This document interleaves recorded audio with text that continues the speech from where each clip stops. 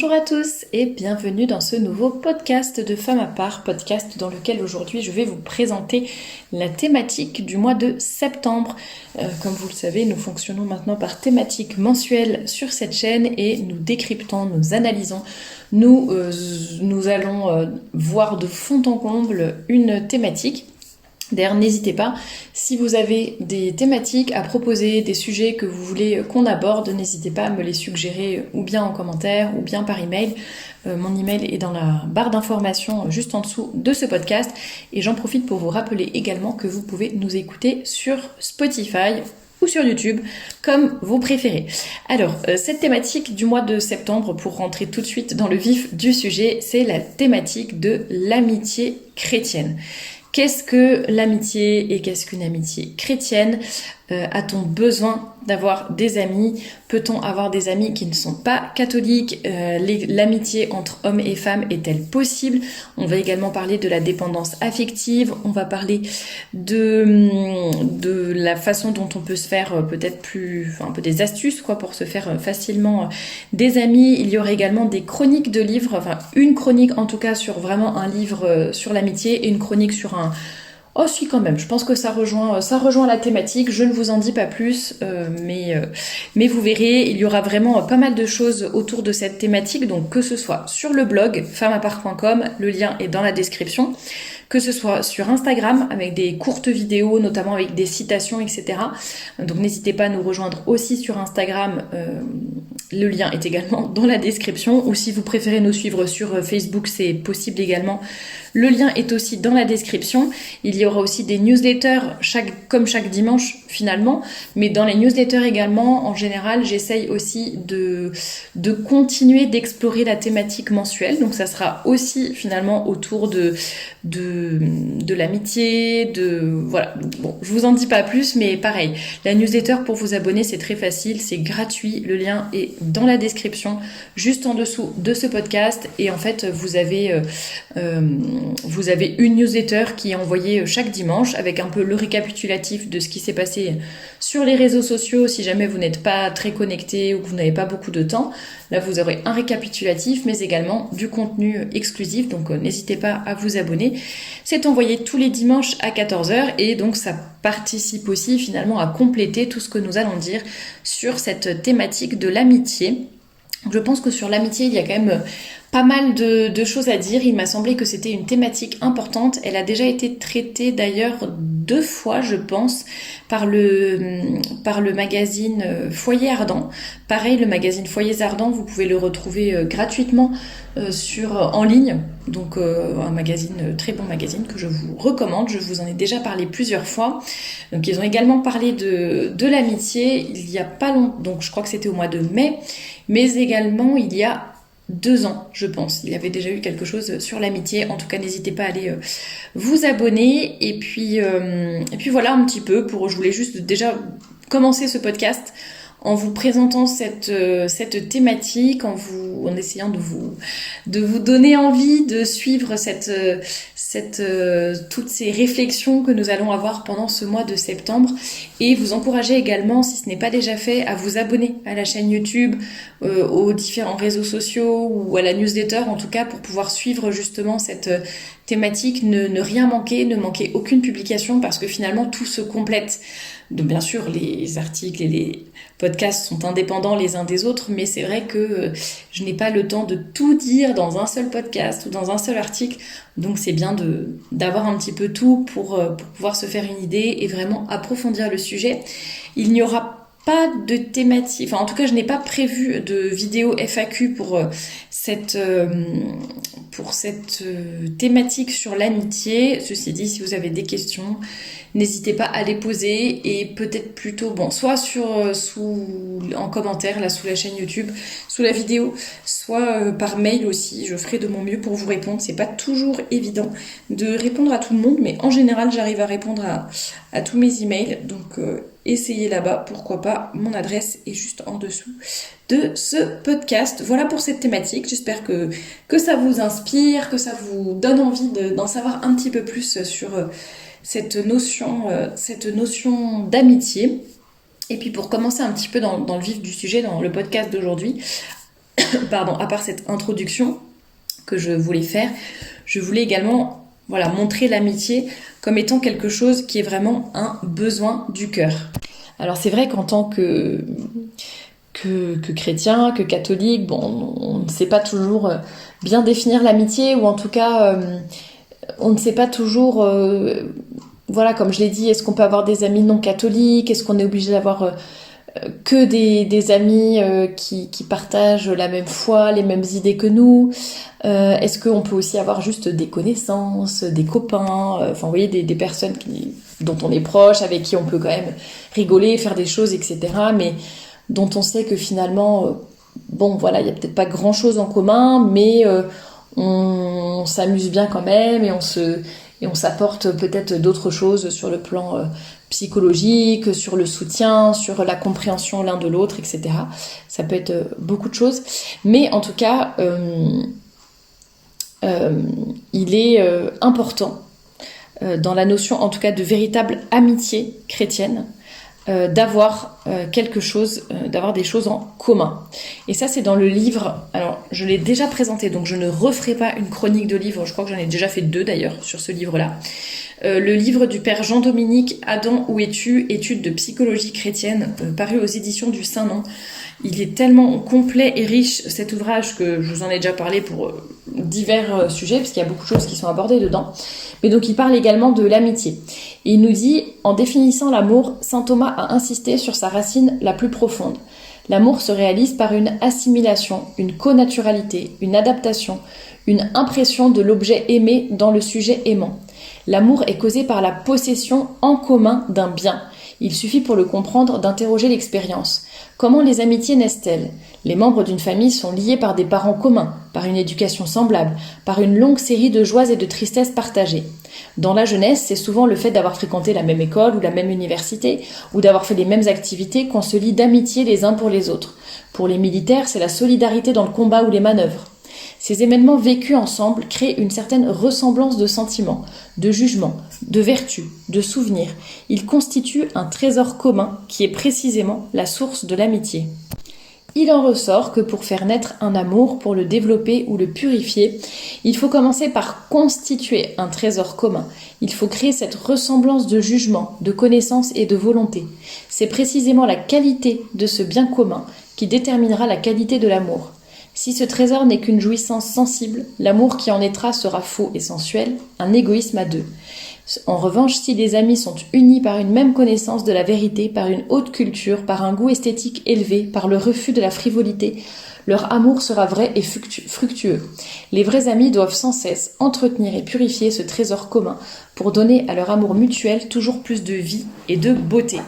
Il y a donc une véritable pédagogie de l'amitié. Celui qui a de bons amis grandit à leur contact. L'amitié est alors un véritable moteur de l'éducation et même de la sanctification. C'est pourquoi le conseil à donner aux enfants qui font leur premier pas à l'école ou en pension est bien celui-ci. Choisis bien tes amis. L'enfant qui prend très tôt l'habitude d'aller aux camarades qui lui feront du bien et qui le grandiront fera des progrès rapides et faciles. Le contraire est malheureusement tout aussi vrai. Donc vous voyez, c'est important de bien choisir ses amis et d'avoir de belles amitiés, d'éviter évidemment les personnes qui sont malsaines, qui sont toxiques, qui nous tirent vers le bas, ou j'allais même dire qui ne nous tirent pas vers le haut. Alors bien sûr, ça n'empêche pas que on ne va pas fréquenter, bon après j'en reparlerai dans le podcast de vendredi prochain, on ne peut pas fréquenter non plus que des personnes catholiques qui partagent exactement les mêmes idées que nous, parce que dans ces cas-là, comment va-t-on faire de l'apostolat, comment va-t-on parler du bon Dieu, leur faire découvrir, etc. Donc bien évidemment, on peut parler à d'autres gens que des gens catholiques, mais en tout cas, pour les personnes qui vont avoir le plus de place dans notre vie, avec qui on va vraiment partager des choses et qui vont être... qui vont vraiment occuper une certaine place et avoir beaucoup d'influence sur nous. Là, évidemment, il faut être extrêmement prudent, mais bien sûr, il faut éviter cet écueil que plusieurs personnes dans lequel peut-être plusieurs personnes pourraient tomber, qui consiste à dire que non, moi je n'ai pas besoin d'amis, je préfère être seule, mieux vaut être seule que mal accompagnée. Et donc des personnes qui finalement vont s'isoler, vont rester dans leur coin, ou alors par peur d'être blessés peut-être, vont tout simplement fermer un petit peu leur cœur et leur vie. Il y a aussi des personnes qui sont très vite irritées par tout, c'est-à-dire que qui ne vont pas supporter les défauts des autres, qui vont ne voir que les défauts des autres justement et se dire bah non, telle personne je peux pas la fréquenter, elle est toujours en train de critiquer, telle autre je ne peux pas la fréquenter non plus, elle est toujours en train de faire des excès de, je sais pas, dans la nourriture ou dans la boisson, telle autre est trop bavarde, telle autre manque de délicatesse, enfin voilà, on trouve tous les défauts aux uns et aux autres et finalement on se pense au-dessus de tout le monde et en ne regardant que soi, eh bien on va finir par se dire qu'on est mieux tout seul, ce qui n'est évidemment pas une bonne solution puisque l'homme, pardon, je vais y arriver, l'homme est un animal social qu'il a besoin du contact avec les autres, bien sûr. Il faut savoir choisir ses amitiés, comme je l'ai dit, et bien s'entourer. Mais ceci dit, il est important de comprendre que c'est un besoin du cœur, cette amitié chrétienne. Et là, j'insiste vraiment sur le mot chrétien, catholique, enfin comme vous voulez. Mais pour dire qu'en fait, comme je l'ai dit, c'est pas forcément mauvais d'avoir des connaissances, des copines, je sais pas, ça peut être des collègues justement qu'on fréquente tous les jours, on finit forcément par tisser des liens, et bon, c'est pas forcément des gens qui partagent nos valeurs, mais quand même, on arrive à bien échanger, et puis d'un point de vue purement humain, bon voilà, pourquoi pas, c'est des relations sympathiques, qui nous facilitent la tâche, qui nous donnent envie d'aller au bureau, qui nous soutiennent dans ces moments professionnels, par exemple, si je parle des collègues, enfin en reprenant l'exemple des collègues. Et donc ça n'est pas mauvais en soi, mais par contre si dans notre vie on n'a que des relations qui sont superficielles et qu'on n'a pas de véritable amitié et encore moins d'amitié véritablement chrétienne et catholique, eh bien on ne pourra jamais être tiré vers le haut parce que, bon, à la limite si les gens ne nous tirent pas vers le bas c'est déjà quelque chose, mais en général quand on n'avance pas on recule, donc c'est une illusion de penser que l'on va pouvoir fréquenter des personnes qui sont très différentes de nous, qui ne partagent pas nos valeurs et notamment qui ne partagent pas notre foi. Et c'est une illusion de penser que même si ce ne sont pas des personnes foncièrement mauvaises, etc., c'est une illusion de penser qu'on va pouvoir s'élever et qu'on va pouvoir progresser, notamment quand je dis progresser, c'est progresser vers le ciel, progresser dans notre vie spirituelle, progresser dans notre amour du bon Dieu, dans notre sanctification, se corriger de nos défauts, développer nos vertus, etc., etc. Et bien si on est avec des personnes qui finalement ne partagent pas notre foi, ça va être très difficile de progresser, d'être tiré vers le haut, d'où l'importance d'avoir vraiment des amis. Alors ça ne sert à rien d'en avoir, c'est pas obligatoire d'en avoir 15 000, hein, mais ne serait même 15, c'est pas obligatoire du tout, mais ne serait-ce que d'avoir une ou deux vraies et bonnes amitiés qui sont profondes, qui nous tirent vers le haut, des personnes avec lesquelles on va avoir des échanges, alors ça veut pas dire qu'on parle tout le temps de la foi, de la théologie, du catéchisme, non, pas du tout, mais juste des personnes, eh bien, quand on va avoir certaines situations dans notre vie, qu'on va avoir besoin de conseils, eh bien c'est tellement agréable de pouvoir demander à des gens dont on sait qu'ils ont les mêmes idées. C'est-à-dire, telle personne va comprendre, je sais pas, parfois on a des dilemmes par exemple, on se demande si telle ou telle décision est la bonne, ou on peut avoir un peu de scrupule dans certaines situations ou autres. Eh bien, il y a des personnes à qui vous allez demander, mais en fait, s'ils n'ont même pas la foi, eux, ils ne vont même pas comprendre votre dilemme. Et ils vont se dire, non, mais en fait, on s'en fiche, tu devrais même pas avoir ce dilemme, cette hésitation. Fais ce que tu veux, ce qui compte, c'est ton bonheur, c'est que tu te sentes bien, c'est que tu sois aligné avec toi-même, enfin, tout ça, tout ça. Et ce sont des personnes qui, finalement, ne vont pas nous aider, ou alors vont nous pousser à prendre une décision, bon, voilà, tant que ça te rend heureux, que tu te sens bien après, que tu es à peu près paisible, allez, ça sera la bonne décision. Non, nous, on a besoin de quelqu'un en face qui va nous dire, écoute, si tu prends ce chemin-là, ou si tu prends telle décision, je dis n'importe quoi, accepter un travail dans tel ou tel domaine, changer de paroisse, déménager à tel endroit, ou peu importe, bah fais attention, parce que si tu déménages à l'autre bout du monde... Vas-y, pour trouver une messe catholique, tu risques d'avoir du mal. Et puis si tu as 2 heures de route, est-ce que vraiment au bout d'un moment tu vas pas flancher et te dire bon bah finalement je vais plus à la messe parce que c'est trop loin. Bon, ça peut être pour plein de domaines quoi, où certaines personnes qui n'ont pas la foi ne vont pas du tout comprendre ou ne vont pas du tout voir l'intérêt de notre questionnement, ou en tout cas pourquoi on se questionne autant, alors que quelqu'un de catholique va pouvoir vraiment nous aiguiller. Et nous aiguiller, ça ne veut pas forcément dire avoir la réponse à tout, ça peut être aussi nous diriger vers quelqu'un de compétent. Écoute, ça, tu devrais demander à ton directeur spirituel, tu devrais demander à ton confesseur, tu devrais demander à telle personne qui est plus qualifiée, mais attention, là tu tombes tu vas sur une pente, tu glisses sur une pente dangereuse. Voilà, avoir quelqu'un dans notre vie qui est capable de nous dire lorsque nous nous éloignons trop du bon Dieu, lorsque c'est dangereux, et qui peut vraiment nous aider à aller plus haut et plus loin. Et puis l'intérêt d'une amitié aussi, même si c'est pas pour nous faire des remontrances lorsqu'on en a besoin, mais c'est aussi pour s'encourager lorsque l'on fait des efforts.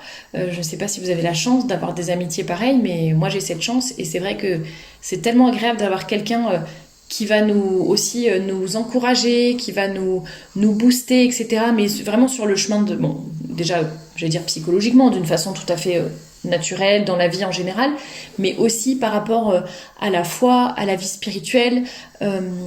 Et ça, c'est très important d'avoir une personne qui, on le sait, va nous encourager, mais pas dans une forme de complaisance, pour nous glorifier, pour nous faire gonfler les chevilles, etc. Pas du tout, mais quelqu'un qui va vraiment être là pour nous soutenir, nous encourager, nous dire c'est bien ce que tu fais, allez, continue, t'es sur la bonne voie. Et en même temps, on sait que cette personne est tout à fait capable aussi de nous dire lorsque nous allons flancher, lorsque nous sommes en danger, lorsqu'il faut se corriger, etc. etc.